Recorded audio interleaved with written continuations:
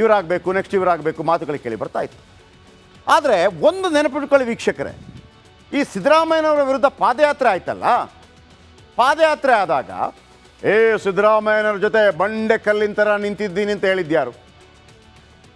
D K Shivakumar ಮಾತ್ರ.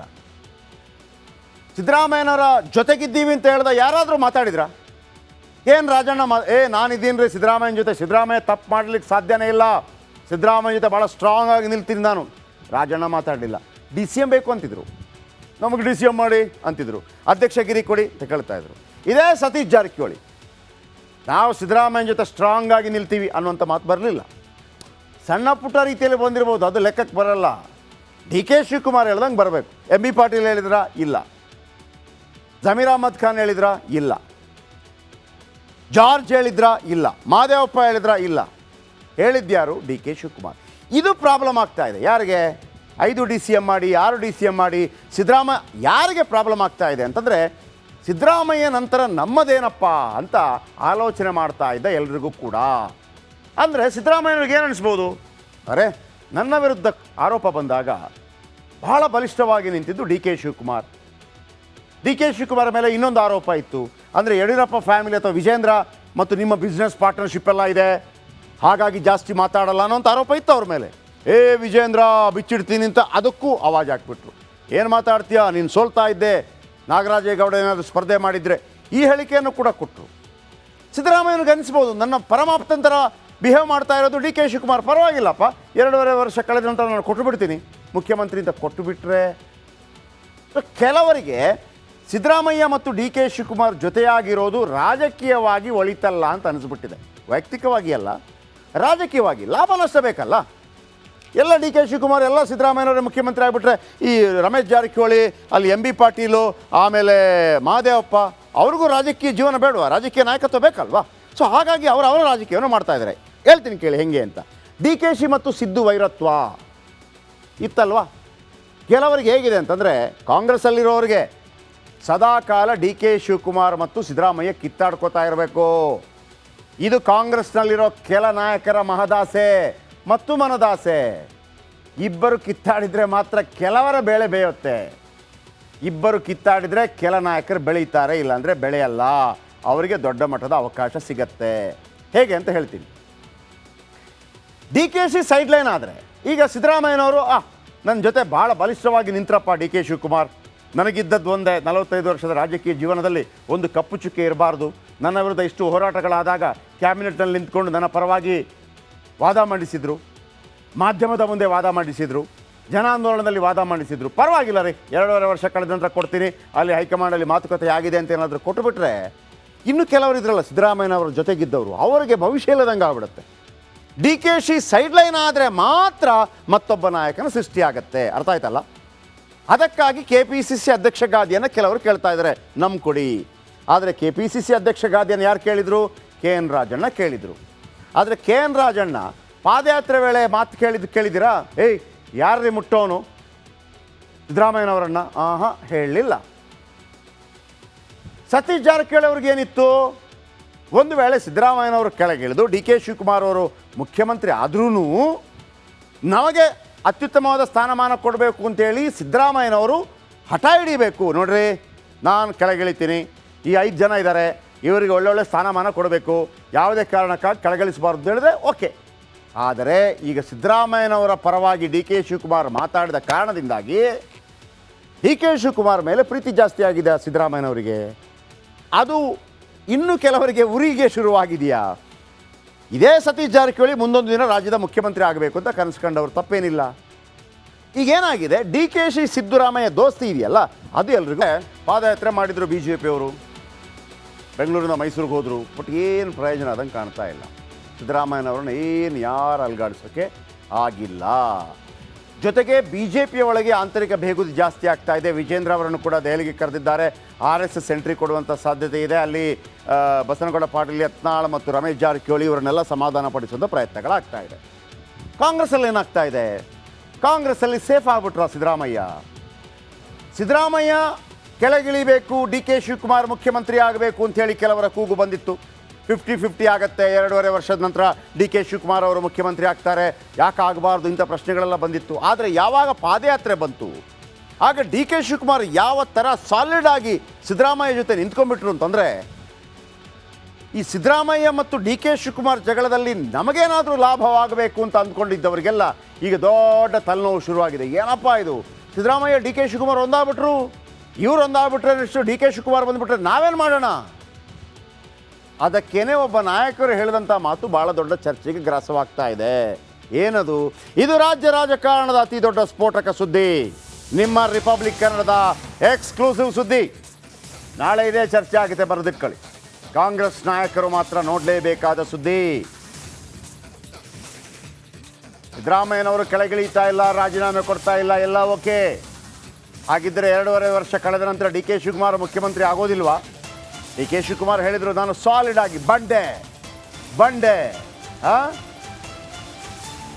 ಏನು ಕೆತ್ತಿದ್ರೆ ವಿಗ್ರಹ, ಆರಾಧಿಸಿದ್ರೆ ಪ್ರಕೃತಿ.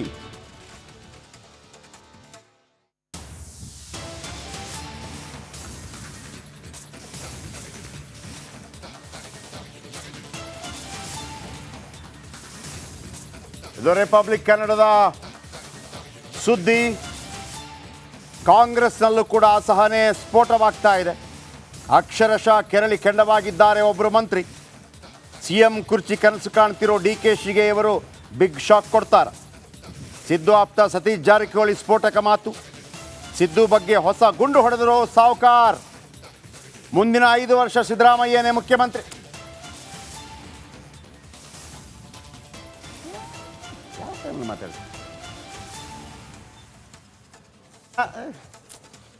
ಸಿಎಂ ಮುಂದಿನ ಚುನಾವಣೆಯಲ್ಲೂ ಅಖಾಡಕ್ಕೆ.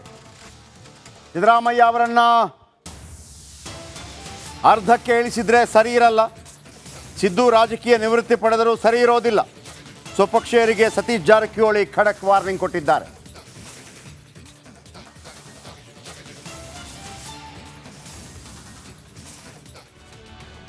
ಏನದು?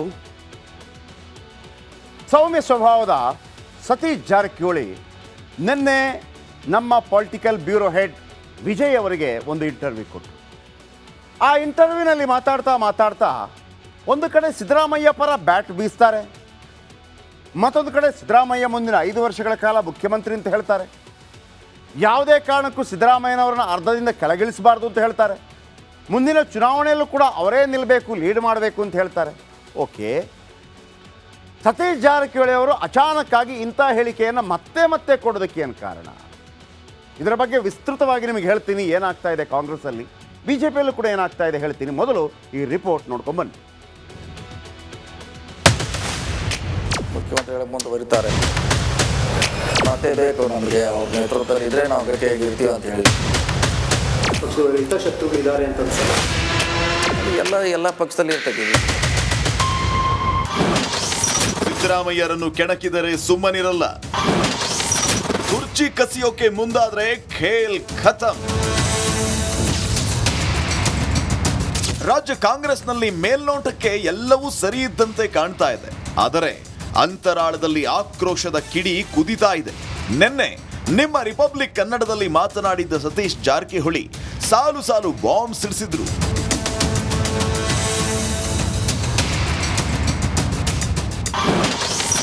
ಐದು ವರ್ಷ ಸಿದ್ದರಾಮಯ್ಯ ಮುಖ್ಯಮಂತ್ರಿಗಳ ಮುಂದುವರಿತಾರೆ ಅನ್ನೋದು ನಮ್ಮ ಭಾವನೆ. ಪೂರ್ಣ ಪ್ರಮಾಣದಲ್ಲಿ ಮುಂದುವರಿಬೇಕು ಭಾವನೆ ಇದೆ. ಅದರ ನೀವು ಹೇಳುವಂಗೆ ಅರ್ಧ ಮಾಡ್ತಾರ, ಪೂರ್ತಿ ಮಾಡ್ತಾರಂತ ಆ ಚರ್ಚೆ ಅಥವಾ ನಮ್ಮ ಚರ್ಚೆನೂ ನಮ್ಮ ಹಂತದಲ್ಲಿ ಆಗಿಲ್ಲ, ಅಥವಾ ನಮಗೆ ಅದಕ್ಕೂ ವಿಷಯ ಕೂಡ ಗೊತ್ತಿಲ್ಲ. ನಾ ಹೇಳ್ತಾನಲ್ಲ, ಅವ್ರು ಮತ್ತೆ ಬೇಕು ನಮಗೆ, ಅವ್ರ ನೇತೃತ್ವದಲ್ಲಿದ್ದರೆ ನಾವು ಗಟ್ಟಿಯಾಗಿ ಇರ್ತೀವಿ ಅಂತ ಹೇಳಿದ್ವಲ್ಲ. ಒಬ್ಬ ನಾಯಕ ಬೇಕು. ದೇವರಾಜ್ ಅರಸ್ ಇದ್ದರು, ಬಂಗಾರಪ್ಪನವರಿದ್ದರು, ಈಗ ಸಿದ್ದರಾಮಯ್ಯ ಅವರಿದ್ದಾರೆ ಅಂತ ಒಂದು ಬ್ಯಾಕ್ವರ್ಡ್ ಕ್ಲಾಸ್ ಲೀಡರ್ ಈ ರಾಜ್ಯಕ್ಕೆ ಅವಶ್ಯಕತೆ ಇದೆ. ಅವ್ರು ಬೇಕು ನಮಗೆ.